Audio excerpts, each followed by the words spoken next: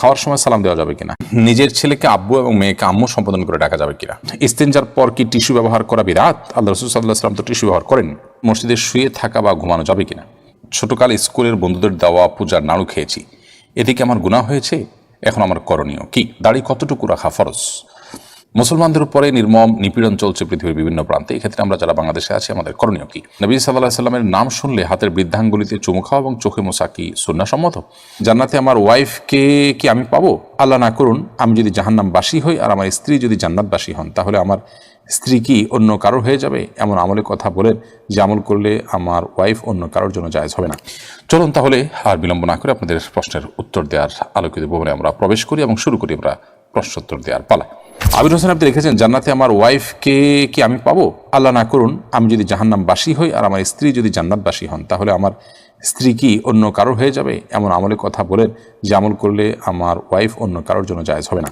দেখুন ভাই আবির, স্বামী স্ত্রী পরস্পরের প্রতি ভালোবাসা থেকে আমরা এই ধরনের প্রশ্ন করে থাকি, কিন্তু আমাদের মনে রাখতে হবে যে এই দুনিয়ার ভালোবাসা, এই দুনিয়ার মমতা, এগুলো আমাদের এখন অনেক বড় মনে হচ্ছে আমাদের কাছে।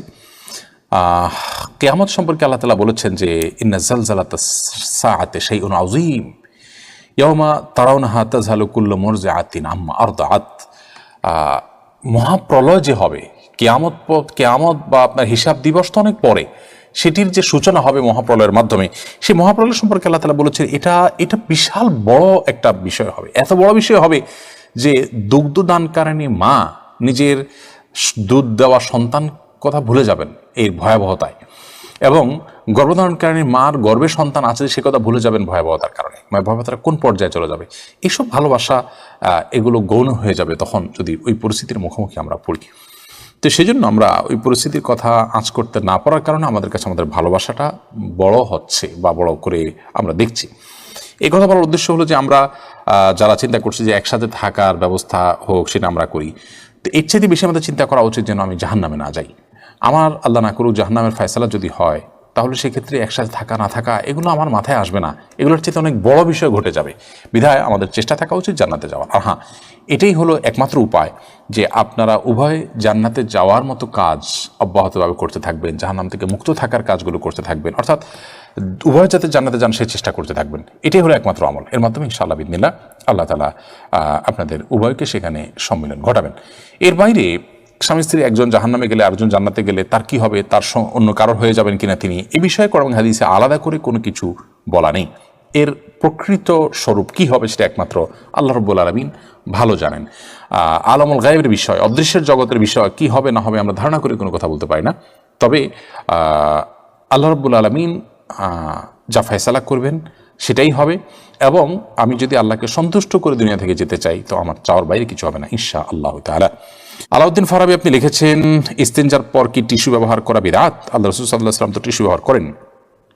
দেখুন, আপনি স্টুল পাসের পর, পায়খানা করার পর, আপনার ইস্তেঞ্জা করার পর কোনো কিছু দিয়ে পরিচ্ছন্ন হলেন, সেটা কোনো পাথরের টুকরা হতে পারে, কোনো মাটির টুকরো হতে পারে, বা অন্য কিছু দিয়ে আপনি করলেন, সম্মানজনক কোনো কিছু দিয়ে করলেন না, জাস্ট সাধারণ কোনো যে এটার জন্যই উপযোগী কোনো কিছু দিয়ে আপনি পরিষ্কার করলেন, এরপর আপনি পানি ব্যবহার করলেন, এটা হাদিস দ্বারা প্রমাণিত। অতএব সেটা আপনার ঢিলাই হইতে হবে, অর্থাৎ মাটির চাকাই হতে হবে, কিংবা পাথরের কুচি টুকরাই হতে হবে, এটা বাধ্যতামূলক না। টিস্যু নবী সাল্লাল্লাহু আলাইহি ওয়াসাল্লাম ব্যবহার করেনি, নবী করিম সাল্লাল্লাহু আলাইহি ওয়াসাল্লাম তো এই কাপড়ও ব্যবহার করেনি, তার সময় তো এই সুতা এই কাপড় ছিল না। নবী করিম সাল্লাল্লাহু আলাইহি ওয়াসাল্লাম তো চশমা ব্যবহার করেনি, তার সময় এটা ছিল না। দুনিয়াবি বিষয় মূলগতভাবে যেটা কোনো ইবাদত না। আমি টিস্যুটা ব্যবহার করছি, টিস্যুটা ব্যবহার করলে সওয়াব বেশি হবে, ইট বা পাথর ব্যবহার করলে সওয়াবটা কম হবে, মাটির চাকা ব্যবহার করলে সওয়াবটা কম হবে, এরকম তো না। অর্থাৎ এটার সাথে সওয়াবের সম্পর্ক নাই, এটা নিছক একটা মাধ্যম পরিবর্তন হতে পারে। নবী সাল্লাল্লাহু আলাইহি ওয়াসাল্লাম তো এই কলম দিয়ে লেখেন নাই, আমরা তো এই কলম দিয়ে লিখছি। তিনি যে কনফিডেন্স সাথে এরকম না, তাহলে আমারটা কি বিদআত হবে না? এটা বিদআত হবে। বিদআত হলো গায়রে দীরা দি সমর্দন বিদআত, যেটা দিন নয় সেটাকে দিন মনে করা বিদআত। টিস্যু ব্যবহার করাটা দিন, ওই মাটির চাকা ব্যবহার করাটা দিন নয়, এরকম যদি মনে করা হয় তাহলে সে বিদআত হবে। আমি টিস্যু একটা মাধ্যম হিসেবে ব্যবহার করছি, অন্য কোনো মাধ্যম থাকলে অন্য কোনটা দিয়ে করতে পারতাম, এটা ইবাদত হিসেবে করছি না। পরিচ্ছন্ন করাটা উদ্দেশ্য, কি দিয়ে করছে এটা উদ্দেশ্য না, তাহলে সেক্ষেত্রে সেটা বিদআত হয় না, বিধায় এটা বিদআতে পরিগণিত হবে না। লুনা পারভিন ঝর্ণা আপনি লিখেছেন, অমুসলিমদের সালাম দেওয়া যাবে কিনা। অমুসলিমদের সাথে সামাজিক সৌহার্দ্যমূলক সম্পর্ক বজায় রাখার চেষ্টা করতে হবে, এবং সেজন্য তাদেরকে অভিবাদন দিবেন, অভিবাদন গ্রহণ করবেন, সেটা ঠিক আছে। কিন্তু সালাম দেওয়ার যে ব্যাপারটা আছে সেটা হলো যে অমুসলিমদেরকে অমুসলিমরা যদি আপনাকে সালাম দেন তাহলে সেটা আপনি ওয়ালাইকুম বলে জবাব দিবেন। আর আগ বেড়ে তাদেরকে আপনি যত রকমের অভিবাদন আছে, সামাজিক অভিবাদন, গুড মর্নিং, গুড ইভিনিং ইত্যাদি ইত্যাদি, স্বাগতম, অন্যান্য যা যা আছে প্রচলিত সেগুলো আপনি তাদেরকে বলবেন। কিন্তু সালাম যেটা আল্লাহ তাআলার গুণবাচক নাম, সেটা তাদেরকে নিবেদন করবেন না, কারণ তারা আল্লাহতে বিশ্বাস রাখেন না। তাছাড়া আপনি সালামের মাধ্যমে যে আল্লাহ তাআলার কাছে শান্তি কামনা করছেন, সে আল্লাহ তো তিনি নিজে বিশ্বাসই করেন না। তিনি যা বিশ্বাস করেন না সেটা তার উপরে আরোপ করে দেওয়া, এটা কখনো ন্যায্যতা হতে পারে না। সেজন্য সালাম আকবরী নয়, বরং তারা যদি সালাম দেন তাহলে আপনি ওয়ালাইকুম বলে জবাব দিবেন। আর এছাড়া সামাজিক সৌহার্দ্যপূর্ণ যে কোনো অভিবাদন, সাধারণ অভিবাদনগুলো তাদের সাথে বিনিময় করা যেতে পারে। আশিক মোল্লা লিখেছেন, ছোটকালে স্কুলের বন্ধুদের দেওয়া পূজার নাড়ু খেয়েছি, এদিকে আমার গুনাহ হয়েছে, এখন আমার করণীয় কি? দেখুন, পুজো বা অন্য ধর্মাবলম্বীদের যে কোনো ধর্মীয় উৎসব উপলক্ষে যদি কোনো খাবার আমাদেরকে দেওয়া হয় মুসলমান হিসাবে, সে সমস্ত খাবার হালাল হলে আমরা গ্রহণ করতে কোনো অসুবিধা নেই। যদি সে খাবার বিশেষ কোনো কল্যাণ উদ্দেশ্যে খাওয়া হয়, যেমন প্রতিমার সামনে রাখা হয়েছে, এটা বিশেষ কোনো কল্যাণ বহন করে, সেই বিশ্বাস থেকে আপনি খান, তাহলে সেটা আপনার যে বিশ্বাস, ঈমান, এর সাথে অসঙ্গতিপূর্ণ কাজ, সেটি অবশ্যই সঠিক নয়। তবে এমনিতে সাধারণভাবে সৌহার্দ্য সম্প্রীতিমূলকভাবে কোনো খাবার যদি অফার করা হয়, ফলমূল বা হালাল কোনো খাবার দেওয়া হয়, সেটা আপনি সাধারণ হালাল খাবার খেতে কোনো অসুবিধা নেই। এর মধ্যে শরিয়ার বিশেষ কোনো নিষেধাজ্ঞা যদি যুক্ত হওয়ার মতো কিছু না থাকে, তাহলে সেক্ষেত্রে সাধারণ হালাল খাবার উৎসব উপলক্ষে দিলে সেটি নেয়াতে বা খাওয়াতে কোনো অসুবিধা নেই। এবং এ বিষয়ে আলী রাদিয়াল্লাহু তাআলা আনহু এবং আয়েশা রাদিয়াল্লাহু তাআলা আনহা আরও সিনিয়র অনেক সাহাবীদের আমল একেবারেই পরিষ্কারভাবে আমাদের কাছে রয়েছে, যে তারা বিভিন্ন ধর্মের অনুসারীদের দেয়া আপনার খাবার, হালাল খাবারগুলো তারা গ্রহণ করেছেন তাদের উৎসব উপলক্ষে, এমনকি অগ্নিপূজকদের উৎসব উপলক্ষে পর্যন্ত তাদের খাবার গ্রহণ করার কথাও কিন্তু আমরা জানি। মুসলমানদের উপরে নির্মম নিপীড়ন চলছে পৃথিবীর বিভিন্ন প্রান্তে। এক্ষেত্রে আমরা যারা বাংলাদেশে আছি, আমাদের করণীয় কি? দেখুন, আজকের এই পৃথিবীতে স্নায়ুযুদ্ধের গুরুত্বটা অনেক বেশি এবং এটার প্রভাবটা অনেক বেশি। আমরা নিপীড়িত মানুষদের পক্ষ নিয়ে নানা ধরনের কাজ পরিচালনা করতে পারি, আমরা শান্তিপূর্ণভাবে প্রতিবাদ জানাতে পারি, আমরা আমাদের ক্ষোভের কথা বিভিন্নভাবে প্রকাশ করতে পারি এবং যৌক্তিকভাবে সে সমস্ত অন্যায়ের প্রতিবাদ আমরা তুলে ধরতে পারি, এবং যত রকমের প্রেশার ক্রিয়েট করা যেতে পারে অত্যাচারী বা নিপীড়নকারীদের প্রতি, সেটি আমরা করতে পারি। এমনকি আমাদের সরকারে যারা দায়িত্বশীল আছেন তাদের উপরে রাষ্ট্র এবং সরকারের তরফ থেকে জোরালো ভূমিকা, প্রতিবাদ এবং অন্যান্য যা যা করার আছে সেটা যেন করা হয়, সেজন্য তাদেরকে প্রেশার আমরা ক্রিয়েট করতে পারি। এবং সেজন্য প্রত্যেকের যার যার জায়গা থেকে আল্লাহ যাকে যতটুকু শক্তি সামর্থ্য দিচ্ছেন সেই জায়গাতে আমরা কাজগুলো করা উচিত। সেই সাথে বিশেষ করে মসজিদে আকসা সম্পর্কে আমাদের সন্তানদেরকে জানানো, তরুণ প্রজন্মকে জানানো, এটা নিয়ে বিভিন্ন রকমের অঙ্কন প্রতিযোগিতা করা, বিভিন্ন রকমের রচনা প্রতিযোগিতা করা, এটার ইতিহাস নিয়ে পর্যালোচনা করা এবং সেটা নিয়ে আপনার জনসচেতনতা তৈরি করা এবং এই নিপীড়ন সম্পর্কে মানুষের মধ্যে জানাশোনা তৈরি করা, এটি মৌলিকভাবে একটা কাজ এবং এর একটা প্রভাব, এর একটা প্রেশার কিন্তু আছে, সেটা আমরা করতে পারি। এর পাশাপাশি আল্লাহ রাব্বুল কাছে সত্যি অন্তরস্থল থেকে গভীরভাবে তাদের প্রতি সমবেদনা জানানো এবং চোখের পানি ফেলা আমাদের কর্তব্য। নবী সাল্লাল্লাহু আলাইহি ওয়াসাল্লাম বলেছেন, মাসালুল মুমিনিনা ফি তাওয়াদ্দিহিম ওয়া তারাহুমিহিম ওয়া তাআতুফিহিম মিসলাল জাসাদ। ঈমানদারদের পরস্পরের প্রতি সিম্প্যাথি, সম্প্রীতি এবং মমতা, এ সমস্ত দিক থেকে একে অন্যের সাথে দৃষ্টান্ত হলো একটা দেহের মতো, একটা দেহের এক অংশের সাথে অন্য অংশের সম্পর্ক যেরকম, সেরকম একটা অংশ যদি অসুস্থ হয় পুরো শরীর কিন্তু সেটাকে অনুভব করে, ফিল করে। পুরো বিশ্বের মুসলমানদের অবস্থা একই রকম, বিধায় আমাদের সেই অনুভবটা, ফিলটা থাকতে হবে এবং তাদের জন্য আল্লাহ তাআলার কাছে কামনাকে দোয়া করতে হবে। আল্লাহ যাকে যতটুকু সাধ্য দিয়েছেন তার জন্য জবাবদিহিতা কিন্তু ঠিক ততটুকু। অতএব সাধ্য অনুযায়ী আমরা প্রত্যেকে চেষ্টা করব এই সমস্ত অন্যায়ের বিরুদ্ধে দাঁড়াবার এবং কাজ করবার। মুবারক হোসেন শিবলু আপনি লিখেছেন, দাড়ি কতটুকু রাখা ফরজ? দাড়ি একজন মুসলিম প্রাপ্তবয়স্ক পুরুষের জন্য লম্বা করার নির্দেশ নবী সাল্লাল্লাহু আলাইহি ওয়াসাল্লাম দিয়েছেন। আফুল্লুহা খুল্লুহা, তোমরা দাড়িকে ছেড়ে দাও, দাড়িকে লম্বা করো, এই জাতীয় নির্দেশগুলো তিনি করেছেন। অর্থাৎ দাড়িকে ছেড়ে দেওয়া এবং লম্বা করার নির্দেশ কিন্তু হাদিসে এসেছে। কতটুকু লম্বা করব, এটা নিয়ে ওলামা ইকরামের মধ্যে দুটি মত পাওয়া যায়। অনেক ওলামা ইকরাম বলেছেন যে লম্বা করো বলেছে, অতএব লম্বা করতেই থাকবো। তবে এক মুষ্টির ব্যাপারে একটি বেশ স্ট্রং মত আছে, ইমাম আবু হানিফার মাযহাব এবং আরো অন্যান্য উলামায়ে কেরামের অনেকের মত হলো যে এক মুষ্টির পরে অতিরিক্ত হলে সেটা চাইলে আপনি কাটতে পারেন। এখন এক মুষ্টির অতিরিক্ত হলে সেটি কাটা যাবে যে তার দলিল এবং প্রমাণ কি? তার প্রমাণ হলো সহিহ বুখারীতে স্বয়ং আব্দুল্লাহ ইবনে ওমর রাদিয়াল্লাহু তাআলা আনহু থেকে বর্ণিত আছে যে হজের সময় তিনি এক মুষ্টি ধরে তার অতিরিক্ত দাড়ি তিনি কেটেছেন, এবং অন্যান্য সাহাবীদের অনেক থেকে আরও কোনো সাহাবী থেকে একই আমল পাওয়া যায়। তো এগুলো থেকে বোঝা যায় যে আসলে এক মুষ্টির পরে অতিরিক্ত দাড়ি কাটা যায়। নবী সাল্লাল্লাহু আলাইহি ওয়াসাল্লাম যে লম্বা করতে বলেছেন এর মানে হলো এভাবে লম্বা করতে থাকা। আর যদি কারোর দীর্ঘ করতে করতে এত বেশি দীর্ঘ হয় যে পেশাব করলে পেশাবে ছিটা আসে সেখানে, কিংবা আপনার বোতাম লাগাতে অসুবিধা হয় বা অস্বস্তির অবস্থা তৈরি হয়, তাহলে এক মুষ্টির পরের অংশ তিনি চাইলে কাটতে পারেন। কিন্তু অনেক উলামায়ে কেরামী নবী করিম সাল্লাল্লাহু আলাইহি ওয়াসাল্লামের থেকে যেহেতু এক মুষ্টির পরে কাটা আর বিষয়ে কোনো স্পষ্ট বক্তব্য নেই, সেজন্য তিনি লম্বা করতে বলেছেন, সেই হিসাবে শুধু যতটুকু সম্ভব লম্বা করার কথাই বলে থাকেন। আর প্রসঙ্গত বলে রাখি, দাড়ি রাখা ফরজ নয়, দাড়ি রাখা ওয়াজিব, আবশ্যক। ফরজ এবং ওয়াজিব গুরুত্বের বিচারে প্রায় কাছাকাছি হলেও বেশ কম আছে।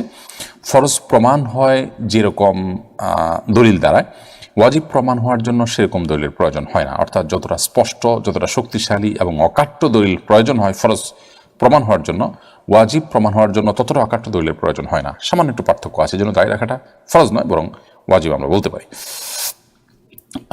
শুধু নয়, সমস্ত ফুকাহায়ে মতে এটি ওয়াজিব। এমডি শাওন আপনি লিখেছেন, আমি একটা দোকানের কর্মচারী, মসজিদে নামাজের সময় দোকানের কাস্টমার থাকলে কি দোকানের কাস্টমার রেখে নামাজ আদায় করা যাবে? এটি কি দোকানের মহাজনের হক নষ্ট হবে? দেখুন, সময় হলে, নামাজের ওয়াক্ত হলে নামাজ পড়তে হবে, এটা ফরজ, এটা আল্লাহ রাব্বুল আলামিনের নির্দেশ। আল্লাহ রাব্বুল আলামিনের এই নির্দেশ পালন করতে গিয়ে কারোর কোনো প্রকার অসুবিধা তৈরি হলেও সেটা আপনাকে করতেই হবে। তবে এ সমস্ত ক্ষেত্রে আগেভাগে বলে নেওয়া ভালো যে আপনার মহাজন বা মালিক যিনি আছেন তিনি যেন আপনাকে এটা অ্যালাউ করেন। তিনি যদি অ্যালাউ না করেন তাহলে সেক্ষেত্রে আপনি অন্য চাকরি খুঁজবেন, কিন্তু অবশ্যই আপনাকে নামাজের সময় নামাজ পড়তে হবে। আর নামাজের সময় নামাজ পড়তে যাওয়ার কারণে আপনার মালিকের ক্ষতি সেটা ধর্তব্য হবে না। তবে হ্যাঁ, যদি কোনোভাবে মালিকের ক্ষতি না করে নামাজ পড়ার সুযোগ থাকে, যেমন একজন মসজিদে গিয়ে নামাজ পড়লেন একদিন, আরেকজন দোকানে দুজন মিলে জামাত করলেন, এভাবে পালাবদল করে করলেন, একটু আকপাস করে করলেন, অর্থাৎ এমনভাবে করলেন যে দোকানদারের ক্ষতি না হয় বা নামাজেরও অসুবিধা না হয়, তাহলে সেটা হবে সবচেয়ে উত্তম এবং দায়িত্বশীলতার কাজ। হাবিব, আপনার প্রশ্নটি আপনি লিখেছেন, নিজের ছেলেকে আব্বু এবং মেয়েকে আম্মু সম্বোধন করে ডাকা যাবে কিনা? স্নেহের জায়গা থেকে বা মমতা করে তাদেরকে আব্বু বা আম্মু ডাকতে কোনো অসুবিধা নেই। এটা রূপকার্থে আব্বু আম্মু ডাকা হয়। আব্বু আম্মু ডাকার মানে এই না যে আমার কাগজে কলমে জন্মদাতা পিতা বা মাতা হিসেবে তাদেরকে ঘোষণা দিলাম, এরকম তো আর কেউ করে না। অতএব স্নেহের বসে তাদেরকে আব্বু কিংবা আম্মু ডাকাতে কোনো সমস্যা নেই। NH নাহিদ আপনি লিখেছেন, নবী সাল্লাল্লাহু আলাইহি সাল্লামের নাম শুনলে হাতের বৃদ্ধাঙ্গুলিতে চুমু খাওয়া এবং চোখে মোছা কি সুন্নাহসম্মত? দেখুন, এ বিষয়ে আমাদের অনেক ভাইরা নানা রকমের দলিল প্রমাণ ইত্যাদি হাজির করেন। নবী করিম সাল্লাল্লাহু আলাইহি সাল্লামের নাম শুনলে তার প্রতি দুরূদ পাঠ করতে হবে, এ বিষয়ে বহু বিশুদ্ধ হাদিস রয়েছে, পরিষ্কার হাদিস রয়েছে, এবং এটি হলো একমাত্র করণীয় যে আমরা নবী আলাইহিস সালাতু ওয়াস সালামের নাম যখন শুনবো তখন সাল্লাল্লাহু আলাইহি সাল্লাম বা বিভিন্নভাবে তার প্রতি দুরূদ প্রেরণ করব। এর বাইরে আমাদের আঙ্গুলে চুমু খাওয়া এবং সেই চুমু খাওয়া আঙ্গুল চোখে মোছা, এটা কোরআন কিংবা হাদিসের কোনো নির্দেশ নয়। এটি নবী সাল্লাল্লাহু আলাইহি সাল্লাম থেকে প্রমাণিত বিশুদ্ধ কোনো হাদিস দ্বারায়, নবী সাল্লাল্লাহু আলাইহি সাল্লাম থেকে বর্ণিত কোনো বিশুদ্ধ হাদিস দ্বারা প্রমাণিত নয়। এর মাধ্যমে চোখের যদি বাড়ে, উপকার হয় বা এটা মহব্বতের প্রকাশ হয় ইত্যাদি, এই সমস্ত কথাগুলো অন্যদের কথা, কোরআন এবং হাদিসের কথা নয়, কোরআন হাদিস থেকে প্রমাণিত কোনো বিষয় না। আমাদেরকে মনে রাখতে হবে, আল্লাহ তাআলা বলেছেন, মা আতাকুমুর রাসূলু ফাখুযুহু ওয়া মা নাহাকুম আনহু ফান্তাহু, তোমাদেরকে রাসূল যা দিয়েছেন সেটিকে তোমরা আঁকড়ে ধরো, আর রাসূল সাল্লাল্লাহু আলাইহি সাল্লাম যা থেকে তোমাদেরকে বিরত থাকতে বলেছেন, বারণ করেছেন, তা থেকে তোমরা বিরত থাকো এবং দূরে থাকো। অতএব একজন মুসলমান হিসেবে আমরা সেই কাজগুলো করে যাব যা আমাদেরকে আল্লাহ হাবিব সাল্লাল্লাহু আলাইহি সাল্লাম করতে নির্দেশ করেছেন। তারই অংশ হিসাবে আমরা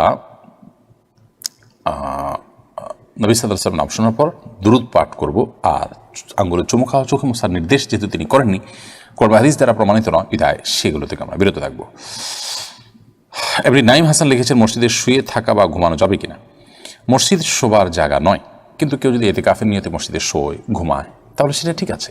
অর্থাৎ আপনি যখন মসজিদে প্রবেশ করলেন, নিয়ত করলেন যে আমি মসজিদে অবস্থান করাও একটা ইবাদত, সেই ইবাদতটা করব। মসজিদে গিয়ে নামাজ পড়া যেমন একটা ইবাদত, মসজিদে গিয়ে আমি অবস্থান করব সেটা একটা ইবাদত। অতএব সে নিয়ত করলেন যে মসজিদে অবস্থান করব, মসজিদে থেকে জিকির আজকার, দোয়া, তেলাওয়াত ইত্যাদি করা, এটার উদ্দেশ্যে মসজিদে অবস্থান, সেটা একটা ইবাদত, সেই উদ্দেশ্যে আমি অবস্থান করব। তাহলে সেক্ষেত্রে আপনি ঘুমালেন, শুলেন, কোনো অসুবিধা নেই। কিন্তু এমনিতে আপনি মসজিদকে হোটেল বানালেন, আপনি এটাকে একরকম ম্যাচের মতো বানালেন যে বাহিরে আপনি সমস্ত কাজ কামে মাশগুল থাকেন, মসজিদে এসে শোন, মসজিদে এসে ঘুমান, জাস্ট সময় কাটান, শোয়ার জন্য মসজিদে আসেন, এরকম হলে সেটা অবশ্যই জায়েজ নয় এবং মসজিদ এটার জন্য তৈরি হয়নি। সোহানুর রহমান শিহাব আপনি লিখেছেন খাওয়ার সময় সালাম দেওয়া যাবে কিনা। খাওয়ার সময় সালাম দেওয়া নেওয়াতে মৌলিকভাবে কোনো অসুবিধা নেই, যদি ডিস্টার্ব ফিল না করেন যাকে সালাম দিয়েছেন তিনি, তাহলে সেক্ষেত্রে খাওয়ার ফাঁকে ফাঁকে আমরা কথা বললে সেটা যেরকম নাজায়েজ নয়, ঠিক সালাম আদান প্রদান করলে সেটা নাজায়েজ নয়। আমরা অনেকে মনে করি খাওয়া আর ইবাদত করা সমান, খাওয়া আর নামাজ পড়া সমান, এরকম অনেক মুখরোচক কথা বা অনেক বলি আমরা শুনতে পাই, এগুলোর কোনো ভিত্তি নেই। নামাজ এরকম কথা বলা যায় না, সালাম দেওয়া যায় না, খাওয়ার সময় এরকম কথা বলা যাবে না, বোবার মতো বসে খেতে হবে এবং সালাম দেওয়া যাবে না, এরকমটা আমরা অনেকে মনে করি, এটা সঠিক নয়। এরপরে ফরিদউদ্দিন আপনি লিখেছেন পশ্চিমা বিশ্ব একদিকে মানবতার কথা বলে আরেকদিকে ফিলিস্তিন মুসলমানদের নিধন ইসরায়েলকে সহযোগিতা করে, তাদের এই দ্বিচারিতা সম্পর্কে কিছু বলবেন আশা করি। দেখুন, এটা করে এ বিষয়ে নতুন করে বলার কিছু নেই, আমরা মোটামুটি সবাই জানি অন্যায়কে সমর্থন করা সেটাও অন্যায়, অতএব অন্যায়কে যেরকম আমাদের ঘৃণা করতে হবে, অন্যায়ের সমর্থনকেও ঘৃণা করতে হবে। আজকের পৃথিবীতে আমরা অনেকেই সভ্যতার কথা বলি, মানবতার কথা বলি, মানবাধিকারের কথা বলি, কিন্তু আমাদের এই সমস্ত বলিগুলো আমাদের কার্যক্ষেত্রে অনেক ক্ষেত্রে আমরা এগুলোর উপর আমল করি না, বরং এর উল্টোটা করি। বহু মানবাধিকার কর্মী দেখবেন যে মানবাধিকারের বুলি সারাদিন তিনি মুখে আওড়ান, অথচ তার বাসায় কাজের লোকের উপর তিনি টর্চার করেন, জুলুম করেন। ঠিক একইভাবে সভ্যতার কথা বলা বহু মানুষকে পৃথিবীতে দেখবেন যে তারা নির্মমভাবে অকাতরে আপনার যে মুসলমানদেরকে জীবন দিতে হচ্ছে, নির্মমভাবে তাদেরকে হত্যা করা হচ্ছে, সেটাকে তারা সমর্থন করছেন অবলীলায়। একজনের ভূখণ্ড আরেকজন জবরদখল করছেন, সেটার বিরুদ্ধে কোনো প্রতিবাদ করছেন না, সেটাকে অনেকটা মেনে নিচ্ছেন। হসপিটালের মতো জায়গায় বোমা হামলা করে শত শত মানুষকে হত্যা করছে, এ বিষয়ে কোনো প্রতিবাদ করছে না, কিন্তু এই মানুষগুলোই নাকি আবার মানবাধিকারের ধ্বজাধারী, তারা নাকি অনেক বেশি আপনার মানুষ অধিকার নিয়ে সোচ্চার, তারা নাকি অনেক সভ্য। তো আসলে এই বাস্তবতা আমাদের কারো কাছে অস্পষ্ট হওয়ার কথা নয় যে আজকের পৃথিবীতে মানবতা, মানবাধিকার এবং এ জাতীয় আর মুখরোচক অনেক কথার অনেক ধ্বজাধারী মানুষগুলো তারা মূলত এর ধারে কাছেও নেই। একজন মুসলমান হিসাবে আমাদেরকে মানুষের অধিকার, সচেতনতা ইত্যাদি এসব বিষয়ের জন্য কোরআন এবং হাদিসের শরণাপন্ন হওয়া যথেষ্ট। এদের কোনো সবক নেওয়ার কোনো প্রয়োজন নেই, এদের কথা এবং কাজে মিল নেই এবং তাদের মানবাধিকার, তাদের মানবিক যে আপনার দিক, সেগুলো শুধুমাত্র মুসলমান ছাড়া বাকি অন্যদের জন্য রিজার্ভ। অতএব সেটা আমরা গোটা বিশ্বের যেদিকে তাকাই সেদিকে দেখতে পাবো যে নির্যাতিত, নিষ্পেষিত মুসলিম ভূখণ্ডগুলোতে সেগুলো নিয়ে তাদের তেমন কোনো মাথা ব্যথা নেই এবং তারাই ঘুরে ফিরে কেউ না কেউ কোনো না কোনোভাবে নির্যাতনকারীদের কাতারে সামিল হচ্ছে। আল্লাহ রাব্বুল আলামিন এদের সম্পর্কে আমাদেরকে সচেতন হওয়ার তৌফিক দান করুন এবং আমাদেরকে আমাদের দায়িত্ব পালন করার তৌফিক দান করুন। সাবিহা শান্তা আপনি লিখেছেন মেয়েদের চুল কাটলে কি গুনাহ হবে? মেয়েদের চুল যদি কেটে আপনি ছেলেদের মতো করে ফেলেন বা কোনো ফাসিকা নারীর সাথে চুল কেটে তার আদলে তার স্টাইলে চুল রাখেন, তাহলে সেটা নিষিদ্ধের আওতায় পড়বে। এছাড়া এমনিতে চুল অনেক বড় হয়ে গেছে, একটু কাটলেন, তো এটা নিষিদ্ধ নয়।